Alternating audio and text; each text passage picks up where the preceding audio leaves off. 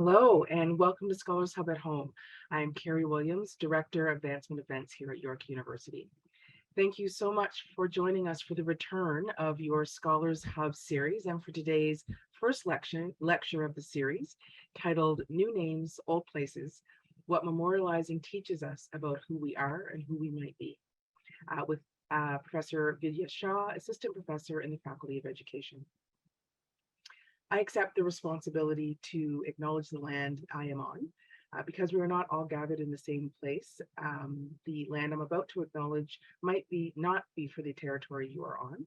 Please take the responsibility to acknowledge the traditional territory you are on.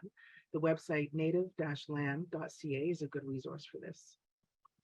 As a member of the York University community, I recognize many Indigenous nations have long-standing relationships with the territories upon which York University campuses are located that precede the establishment of York.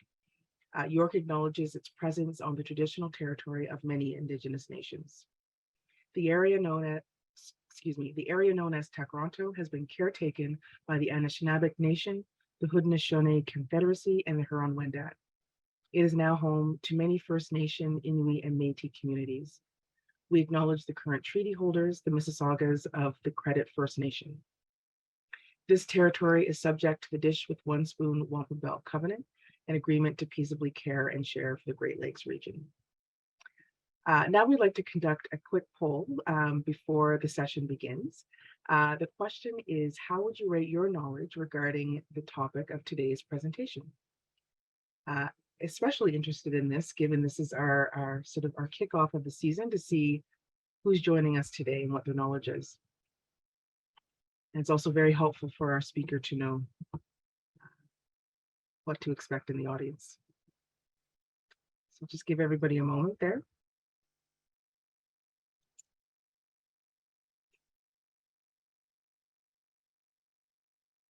Okay. Most of the audience, Professor Shah, is minimal. Almost 70% has minimal knowledge. So it's great that you're here, and thank you for coming. Learning is everything.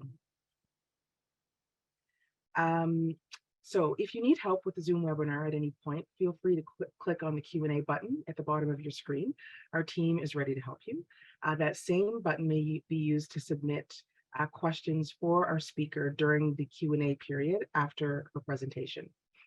And please know that all of your questions and comments are visible to our panelists and staff working behind the scenes. We ask that you keep your comments relevant and respectful. Now, I'd love to introduce our speaker today, Vidya Shah. Dr. Shah is an educator, scholar, activist, committed to equity and racial justice in the service of liberatory education. She is an assistant professor in the Faculty of Education here at York, and her research explores anti-racist and decolonizing approaches to leadership in schools, communities, and school districts. Dr. Shah is committed to bridging the gaps between communities, classrooms, school districts, and the academy to reimagine emancipatory possibilities for schooling. We in the alumni community, and I personally, as one of your grad students, are so thrilled to have you here today. Welcome, Dr. Shah. Thank you so much for the warm welcome, Carrie. I'm really happy to be here as well. Wonderful. So welcome everybody to today's conversation. I'm really looking forward to diving into some ideas today and also to hear from all of you in the Q&A that follows today's conversation. So I'm just gonna go ahead and share screen here. And just checking in with the folks to see if you are seeing what I'm seeing, if this is the right share screen. We do see full presenter view right now. Yeah, let me try that one more time. Thanks. How's that? That's perfect. Great. Thank you. Oh, thank you so much. Thank you so much. So again, a huge thank you to those that are organizing today's event, but also the entire Scholars Hub at Home series. This is such a great way for us to be in dialogue and in conversation about issues that are relevant and upcoming that are important for us to sort of share different ideas on and to think together on what it means to be differently, to live differently, to work differently. I have been involved in conversations around renaming in a number of different capacities. So some of the work that I do with school boards in Ontario, some of the work that I do with community advocacy in and around the Greater Toronto and Hamilton area. And so in these ways, I've been actively involved, but also thinking about what memorializing teaches us about who we are and who we might be. So today's conversation will share points of consideration and critical questions that will help us to note and think through some of the inconsistencies, some of the complicities, some of the complexities in our naming and renaming processes. You know, one of the impacts that we are seeing with the rise in racial consciousness, in climate consciousness, in economic and socio-political consciousness, and other global movements is a change in our collective understanding about historical and present-day harm that's enacted and reenacted daily on various communities, especially on Black, Indigenous, and racialized communities. And with that change in consciousness, we become more aware of how systems of oppression, like white supremacy, settler colonialism, capitalism, cis heteropatriarchy, are built into the very structures and symbols of our society, including who we choose to celebrate and commemorate. So the naming of a street or a school or a library really represents what we as a society choose to memorialize, what we choose to put on a pedestal, quite literally, or what we choose to take off a pedestal, as depicted in this picture. The increased focus on renaming shows us that we have commemorated folks who are or who have been actively involved in actions that intentionally engage in the abolition of slavery, people who are architects and symbols of colonialism, people who are actively promoting cultural genocide that have occurred through and within residential schooling. And these renaming practices invite us into a recognition of that while we all engage in harmful practices in one way or another, there are some people who have actively designed and upheld with intentional harm entire communities. And we see, we see how these communities are treated as disposable, as uncivilized, as dangerous and criminal, as less than. And yet we erase these actions of these people from our collective memory and imbue them with qualities of goodness and leadership and morality and innovation that are deserving of celebration and commemoration. So Egerton Ryerson, for example, through the Common Schools Act, intentionally built the model of schooling that resulted in what we know of as residential schooling. And so this model also included the streaming of deaf and blind children into the manual trades, and he also supported segregated Black schools. So cultural genocide, streaming, and segregated schooling based on the intersecting logics of white supremacy and settler colonialism and capitalism and ableism were intentionally built into the education system. And this design has had atrocious effects on entire communities for generations to come. We continue to see these effects in schooling today. As somebody that thinks about and studies schooling inequities, we see it all the time that these are legacies of a system that was designed to exclude and to segregate and to commit cultural genocide. So not engaging in practices that challenge who and what we commemorate and memorialize allows some of us to protect an image of ourselves or our communities or our nation as pure, as innocent, as good, by literally erasing dissenting views and historical accounts and making invisible present-day examples of harm. And so how might we understand these practices of naming and renaming? So I'm going to share a little bit of theory here, two theories in particular that might help us think through this idea. The first theory or lens is coloniality, and the second is cultural hegemony. So one way to think about the practice of naming is coloniality. And a distinction needs to be made here between colonialism and coloniality.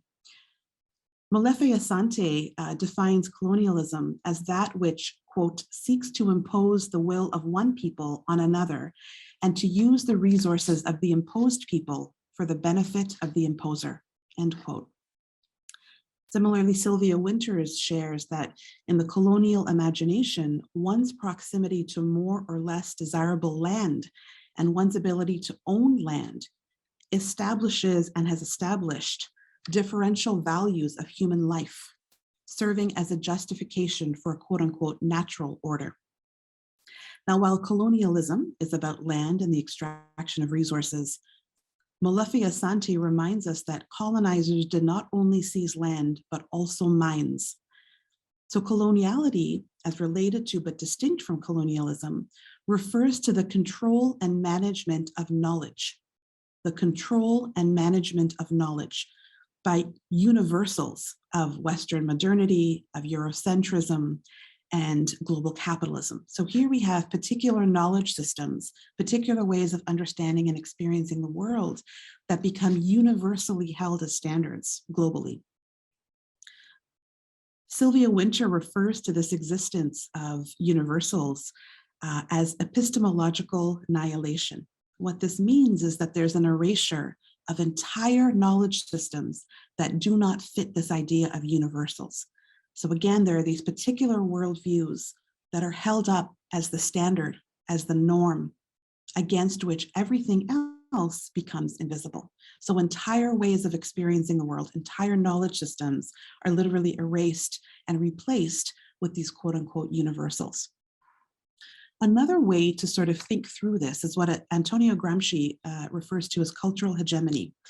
And cultural hegemony is one of the ways that the ruling class enacts domination on society. So unlike physical means of domination, so whether that's violence or coercion, cultural hegemony describes the ways in which the ruling class creates an ideology, a set of ideas, an ideology, a way of thinking, in which its own values as a ruling class become common sense. And it becomes, again, because it's common sense, it's unquestioned, right? So it becomes common sense for the rest of society.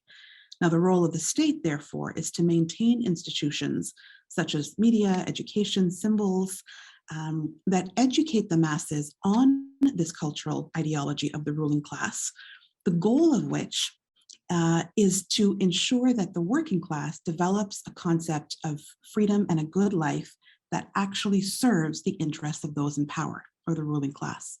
So you'll see in both of these lenses, there's the idea of a norm or a standard, which is unquestioned, symbolism that is used to think through how do we change how people think about themselves and the world and what becomes possible. And this idea of power in that the ways in which we think about the world end up serving those in power, those in the ruling class. Right? So how does this relate to naming? In part, the act of naming defines what or who should be valued. Names are determined by those with social or ruling power, and it's a direct reflection of the priorities and interests of those in power. There's also this idea of the permanence of a name, right? When a street gets named, it is named that way for a long time until there are processes and practices of renaming that are in place.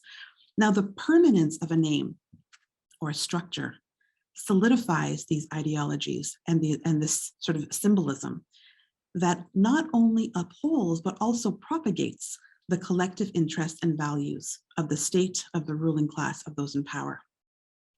And in doing so, it determines which histories, which presents, which knowledge systems will be illuminated, will be honored, will be valued, will be spoken to, by extension, which are going to be silenced or erased.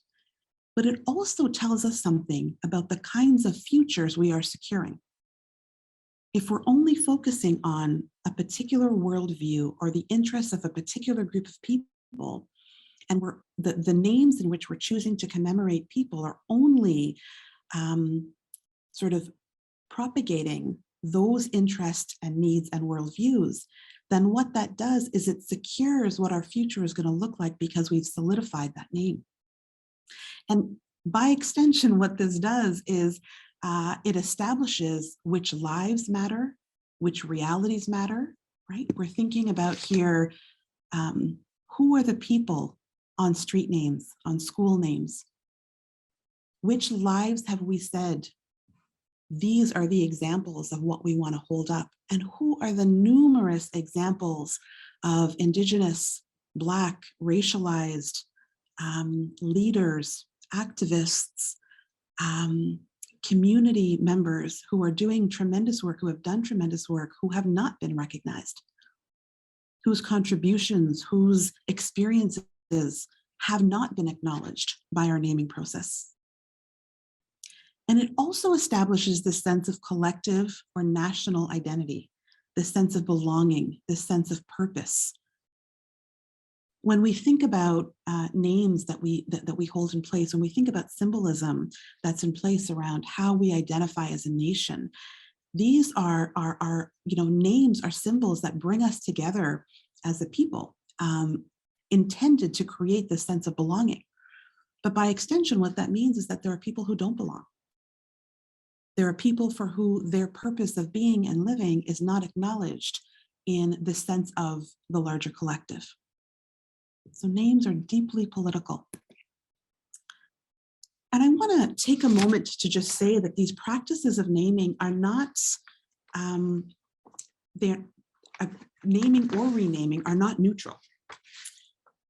I think what's so important about this entire way of thinking about this is that there are actually many ways in which renaming practices further lead to complicities and complexities in how we uphold and resist colonialism, white supremacy, capitalism, ableism, and other intersecting forms of oppression. Now, renaming practices can both build collective consciousness, right? Build our learning and our dialogue and our understanding of how we are with one another. But they can also reinforce systems of oppression. And so renaming as a practice is more than simply about doing the politically correct thing, checking off the right box. It is actually about raising our consciousness. And so when we think of it from that perspective, it means that we need to be in conversation and dialogue, that we need to be in dialogue, especially with people who have different opinions than we do. But these are also political processes, and we need to attend to how power is operating in these spaces and further reinscribed by the particular voices that are heard and whose voices are silenced, whose experiences are honored and whose experiences are denied. So as we engage in these renaming practices, there are powers operating there. If there's a particular community that was harmed by so I'll give the example of the city of Vaughan, the former Vaughan Secondary School, named after slave owner Benjamin Vaughan. In the renaming practices that have occurred there, we have to think about whose voices are we centering in, first of all, which communities have whose labor, known and unknown, often unpaid, has gone into raising this issue. Which communities have been most harmed by this name? Which communities are we now going to say, okay, let's give priority to particular communities to say, we want to hear your voices on new names. And of course, no community is a monolith, and no community is going to have the same way of thinking about this. And so there are power dynamics within communities in terms of what this looks like. But there's also going to be other communities that are going to want their leaders from their communities to be represented. How do we make sense of that? How do we make sense of whose voices are heard in these spaces and why? And so in these ways, history and context really matter. And we need to take that into consideration when we're thinking about who gets named here. Now, renaming practices can both build critical communities and serve as a distraction. The real work of renaming, as I was saying earlier, is about building collective consciousness. But if we are using it as a practice to not engage in the systemic policy, cultural shifts that need to happen in organizations, it actually serves as a form of distraction, and it actually serves as a tool to further these systems of oppression. And so what ends up happening is in a lot of organizations, so much energy and time is spent on renaming, but nobody is actually affected by this process of renaming. There's no structural change that has been made. There's no cultural shift that has been made. They're very surface level and they're very minor if this doesn't become a practice that engages people in thinking differently about who we are in relation to one another. So I caution here that renaming practices, as important as they are, again, to build this critical consciousness, can also serve as a distraction to other very important work that needs to be done. This can't simply be an example of the easy way out. You know, we're just going to check this box and rename the school or rename the street, say that we're doing good, you know, anti-oppressive, anti-colonial, anti-racist work. And meanwhile, the practices and policies and structures and cultures in our places of work, in our places of learning, continue to reinforce colonial legacies, right? Now, renaming practices can also help us undo, unlearn, and unlead the parts of us that are wrapped up in internalized domination and internalized oppression. And I share here this idea of unleading as part of a podcast series that I moderate called The Unleading Project. But it helps us to think about how do we actually undo and unlearn and unlead the parts of ourselves that have been learned and internalized, whether that be from a place of subjugation or from a place of domination or both. And what I think is really important here is that this undoing and unlearning helps us see that we are all, as somatics justice practitioner Prentice Hemphill says, we are all harmed and harming. Harmed and harming. It blurs this line between oppressed and oppressor, between colonized and colonizers. And it challenges any individual and collective fantasies that we might have of innocence, of purity, of goodness. These are fantasies of comfort, of certainty, of protection, of security, of quote unquote progress, of control.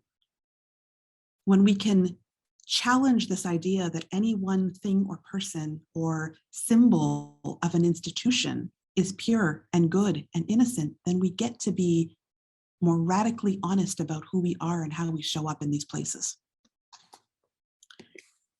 And I would be remiss not to talk about the passing of Queen Elizabeth II and how this relates to ideas of renaming. In parts of the city, there's an active renaming of, for example, Queen Victoria Public School and Toronto District School Board was renamed to Dr. Rita Cox and Kina Minogue Public School, focusing on the actions of a local Black community member in the Parkdale community. And there's been a lot of backlash around these ideas around renaming both the public library and the schools. And it's because people really hold this connection to who Queen Victoria was and what she represented. And I think about that in the context of the passing of Queen Elizabeth.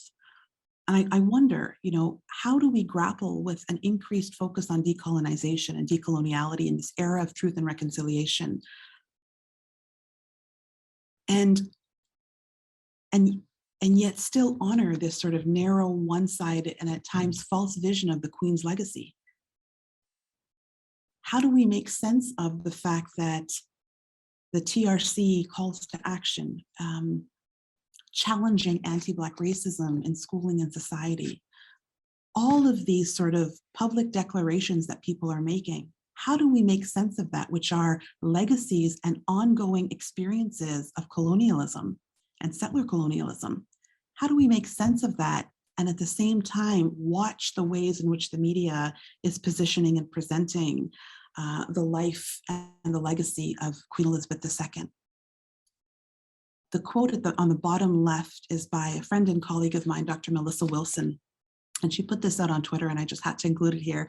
On Twitter, she's known as Drawn to Intellect. And she says, the same people mourning the Queen will be will be wearing orange shirts in a few weeks.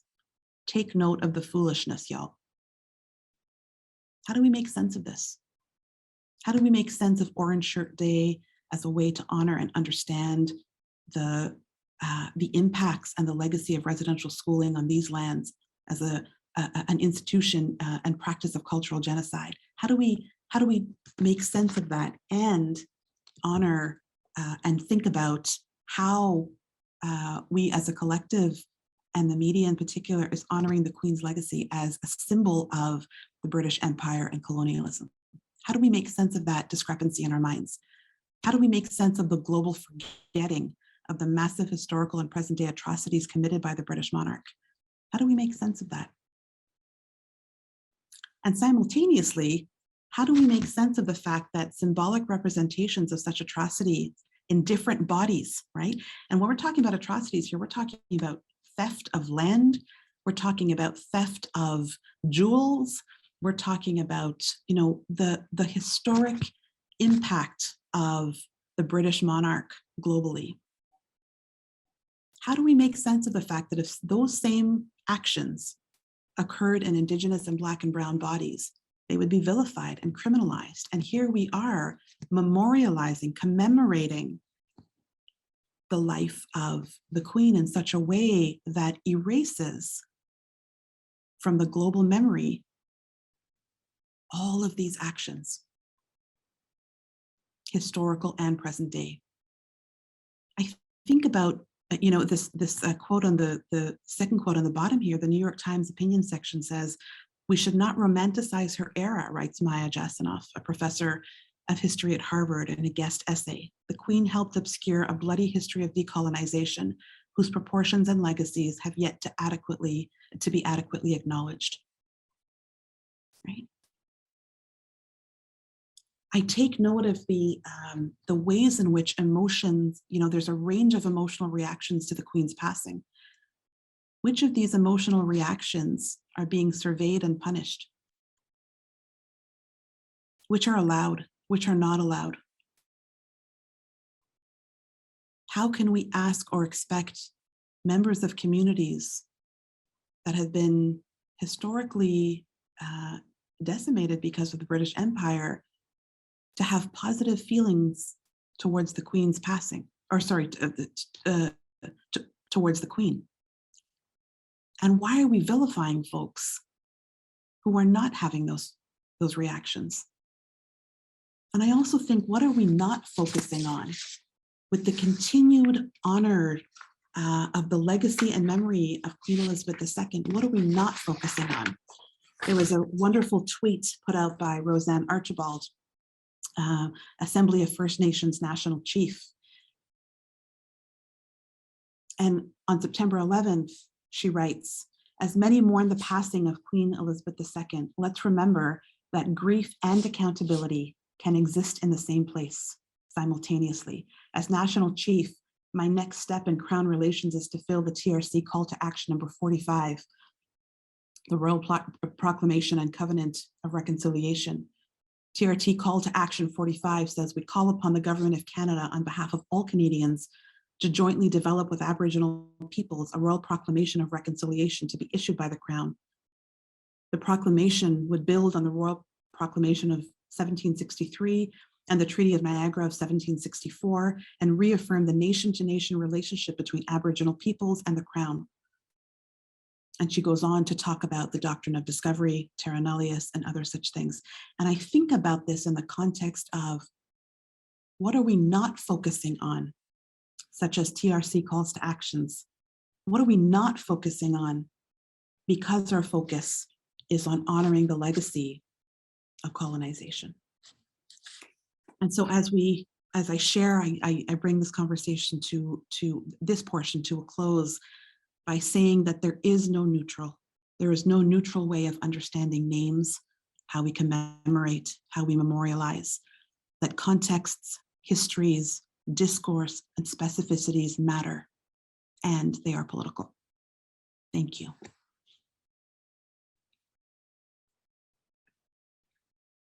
Hey, thank you so much, Dr. Shah. That was, thank you. I really appreciate, you said it earlier in your talk and as well at the end about how the work about, the work around memorializing and changing how we do it isn't neutral and it is complicated. And it's the perfect, I think, a way to, especially in our audience who said that they're mostly new to the topic, way to start the conversation. It is complicated and it brings up all of these pieces. And I just want to thank you for saying that. We're going to move into our Q&A now. And please feel free, audience, again, if you have questions, you can use the Q&A button and I will see them there. And if you're watching on Facebook, you can enter them into the comment section and the team will get them my way. So however you choose to do that.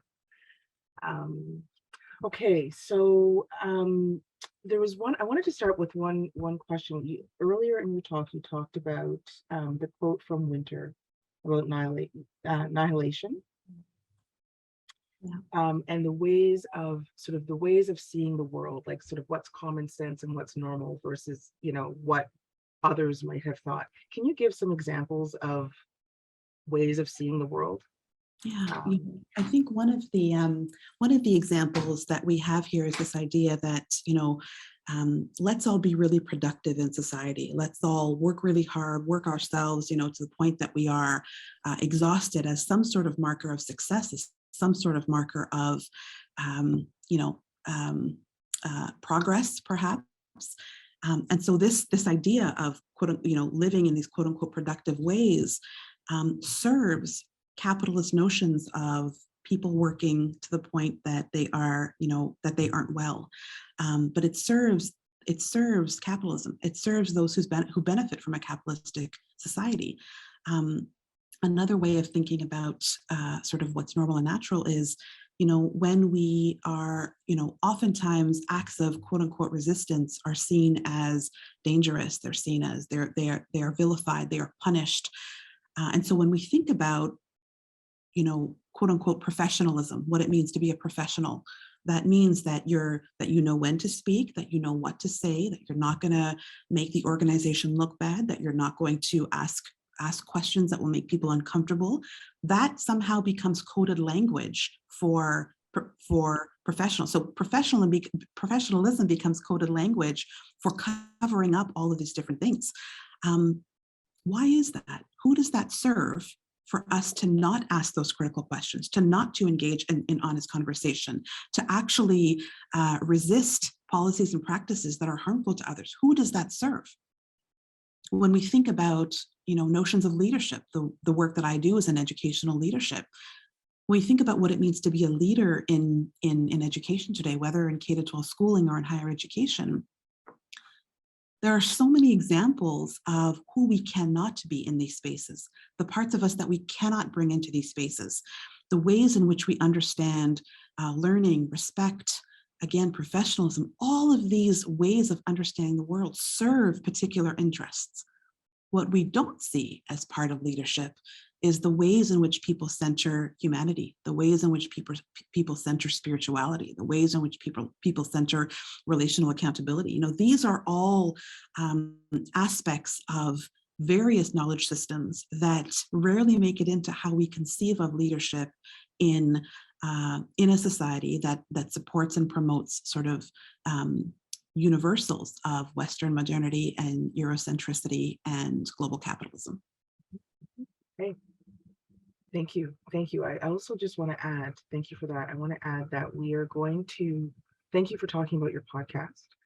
We are going to share that link either in the chat now, but we also send everybody who came or registered for the webinar some information. So we will share that as well. That's another great resource of information here. We have another question from Sarah, and Sarah's question is, how do we prevent discussions of renaming from descending into tokenism rather than dealing with real current issues? This sort of speaks to your, it can't just be a surface renaming. We have to kind of look at other things. I think one of the things that's really important is that we talk about this as a practice of tokenism. right? We actually name it explicitly. We say renaming can very easily become a practice that tokenizes the real, that offers, again, these very surface level responses to the real change that actually needs to be done. And at times I would actually argue in particular spaces that renaming should not be the focus of an organization because it is serving as a distraction. So that tension, holding in tension, are we actually making real change, or are we simply using this to cover up, to stall, to distract, right? This is the work of white supremacy and colonialism, to distract. And so if these become actions, if the processes of renaming are not simultaneously accompanied by changes in practices and policies and structures, then I would actually suggest that it becomes a harmful tool that makes us think that we're doing the work of anti-colonialism, anti-racism, anti-oppression, when in fact we're not.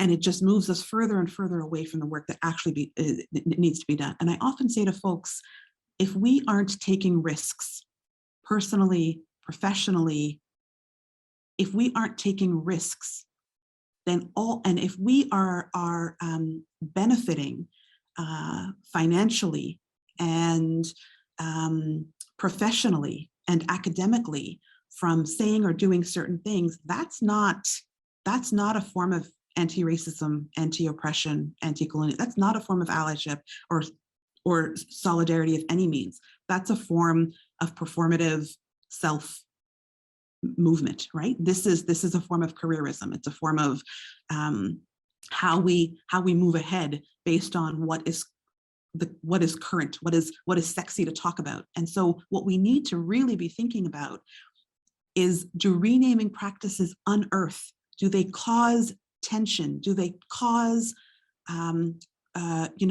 conflict? And when I say conflict, people are like, oh, we want to avoid conflict. No, we actually don't. We want to avoid mismanaged conflict, but we want to actually engage and invite dissenting views. That is a place of generative learning and growth. That is where shifts and cultural shifts in critical consciousness happen. And so we actually want to invite those spaces. But if these renaming processes are simple and easy, and if it's a tick box activity, don't do it. It's actually harming, more harmful than it is beneficial. Thank you for that question, Sarah.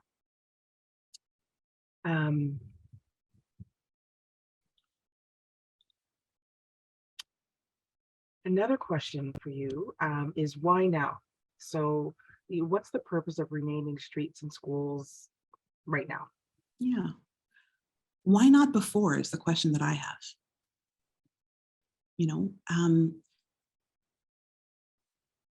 This idea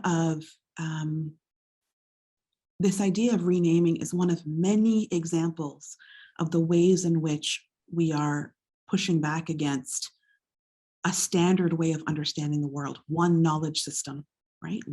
And one knowledge system that serves the interests of a few. But there are many other ways that these practices are happening.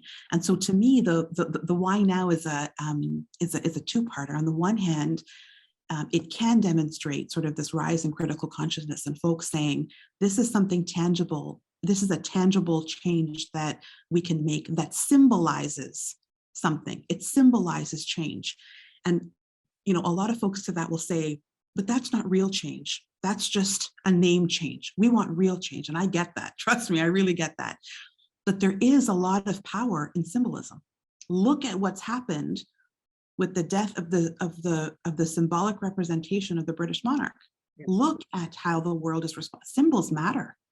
Symbolisms matter. People that are symbols of institution matter. It tells us something about what we value. And as we shift those values, and we're shifting who and what we're memorializing and commemorating with this sort of rise in multiple consciousnesses, I would say worldwide right now, we're seeing renaming as one of many practices that folks are engaging in, right? We see calling out happening. We see all kinds of ways in which folks are engaging in a rise in owning their own space.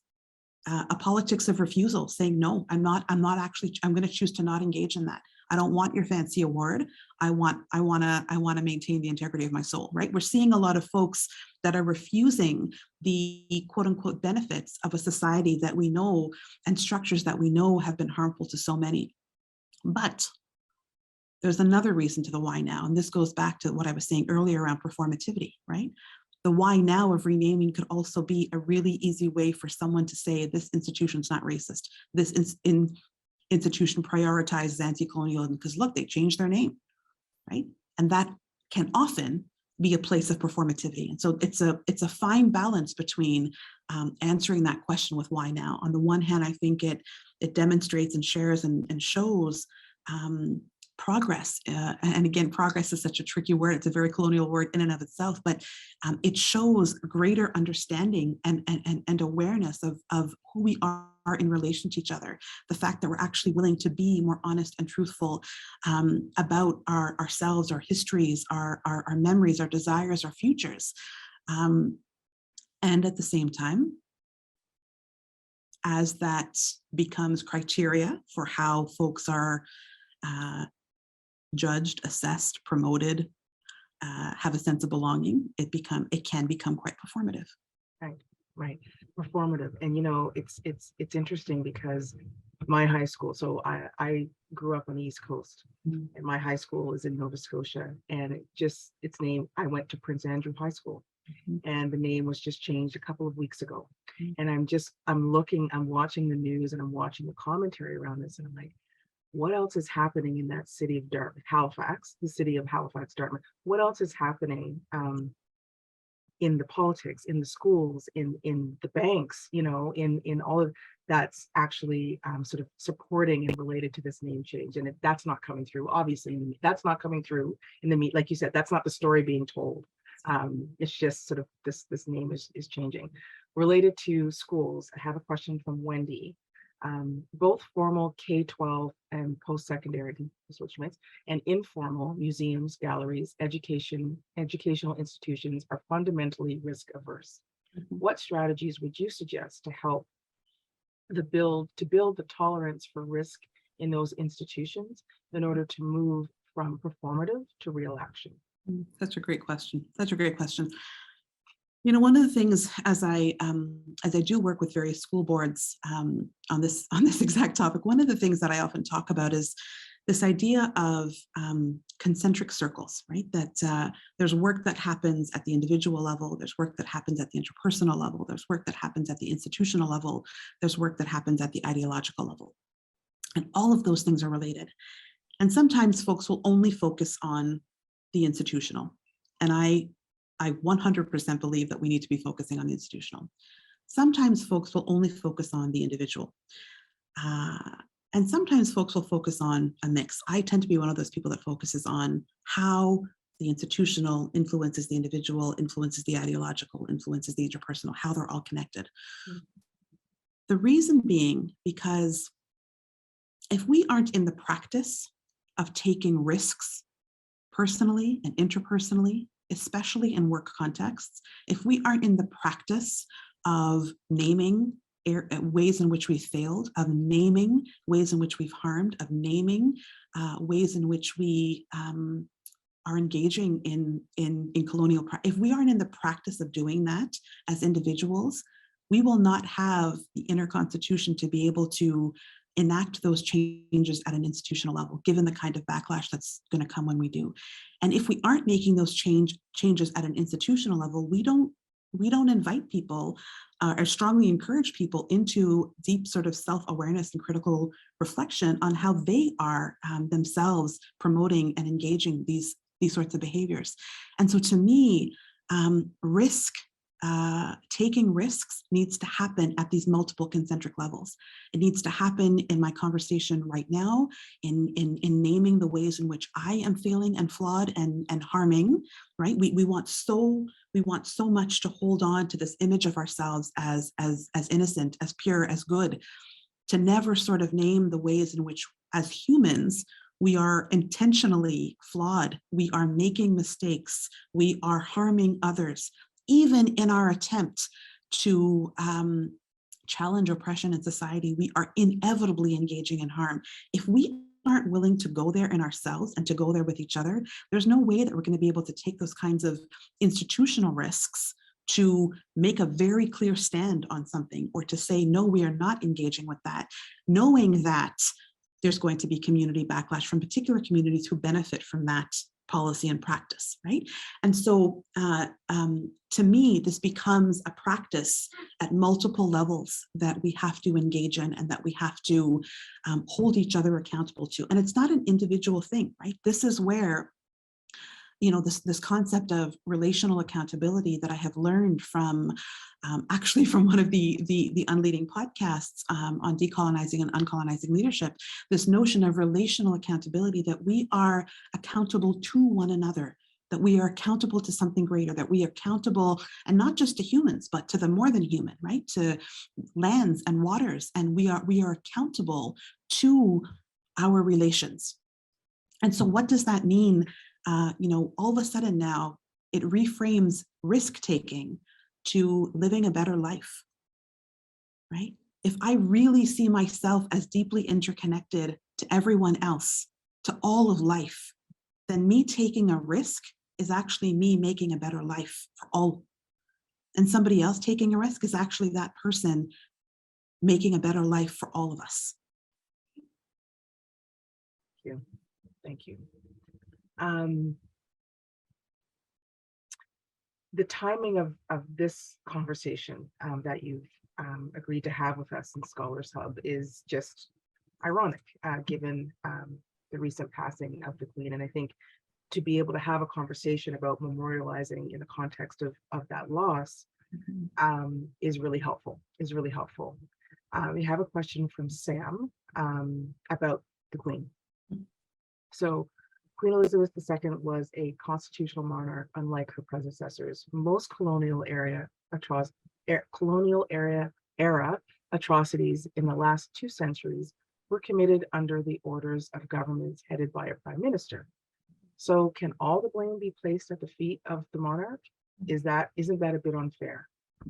Yeah, I don't think all blame should ever be placed on one person, right? We're looking at entire institutions that uphold certain principles, certain values, the interest of certain people.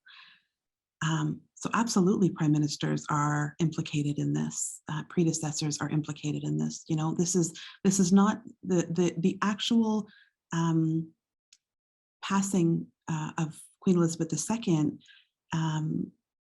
You know, it's symbolic of something so much greater. What it actually shows us is how we are responding to, how we are connected to, how we are wrapped up in colonization. This is actually more of an indication of us than it is of the monarch itself, right? So the fact that global media is representing the Queen in the way that they are says more about who we are as a people, what we choose to value, what we choose to turn away from, what we choose to acknowledge. It says more about that. That's what I'm interested in. The actual individual actions of the Queen, yes, that's one thing. But the fact that we're choosing to commemorate any aspect of the institution of a monarchy that has engaged in massive global colonization, that says something about us, right? And it's not to say that there aren't that there's any person that has only redeeming qualities or only, you know, not that doesn't exist. We are all complicated people with a mix of how we come into this world. But I'm talking about the upholding of an institution that has committed such atrocities globally.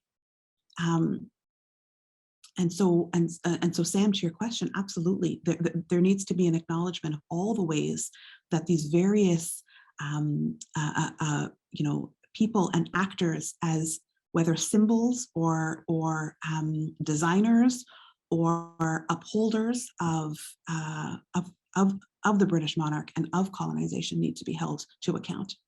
Yeah, I hope that answers your question. I hope I understood it properly. We have, I think, time for one more question, if you're okay with that. And I really appreciate one of your answers when you talk about, we got to take risks, challenge ourselves, have the uncomfortable conversations. And I think this question could be that. So I'll put it out there. So can the renaming movement be linked to one of the reasons of increased support to the right-wing nationalist parties across the world? Great question. I think that there are a number of practices. I think that first of all, it's important to acknowledge that right-wing populist movements have always existed. We are seeing a rise in sort of, racial consciousness and folks sort of talking about and thinking about what's happening. We are simultaneously seeing a rise in the outward display of right-wing white supremacist nationalist groups. Absolutely. I think what's happening is that we're all being a lot more open and honest about what has always been there, right? These communication, these discussions in communities, these sort of this way of being in community that is calling things out, that is naming things, those discussions have always been happening, right? They've been happening, in my parents' generation, they were happening, grandparents' generation, like they've always been happening.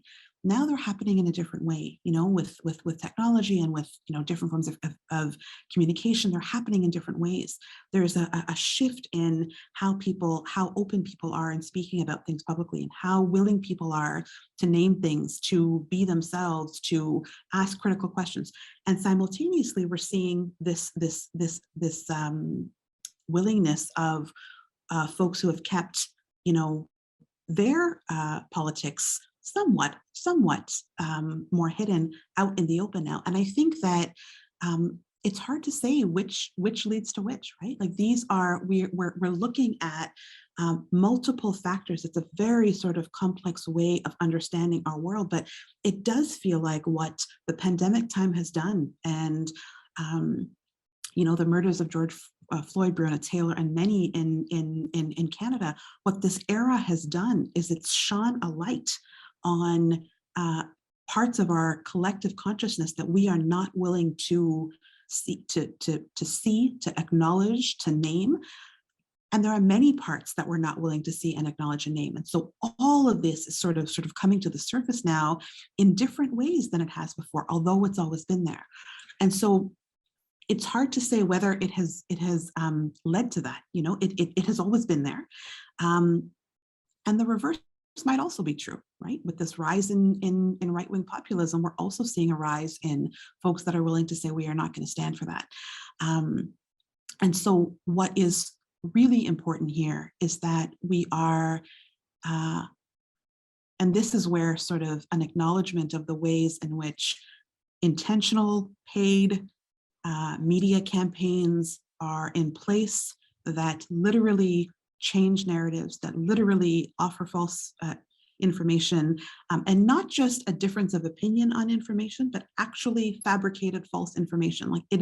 This is where media literacy and dialogue and these sorts of conversations are more important than ever, because who do we turn to for what is a way of thinking about this? I would offer, and I've always offered, that there's no one truth to anything, that there are multiple truths happening at any given time.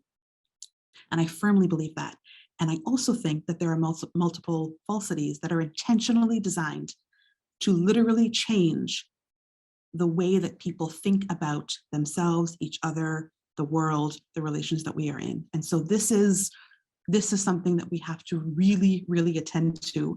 That may not be what the question is asking, but I'm using this as an opportunity to say we have to be vigilant about the ways in which particular interests, corporate interests, political interests of a few are actually changing the information we have access to, are actually changing the narratives that are being created and made up.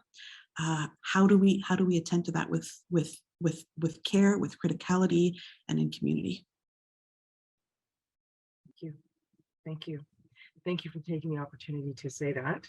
And yeah, the dialogue around these changes is one slice, and this conversation here today, your Unleading podcast, are another way, are other ways to have that conversation. So thank you. Thank you. I cannot think of a better way to kick off our series than having you come and talk about this. So thank you so much, Dr. Thank you, Shah. Terry. Thank you. You're welcome.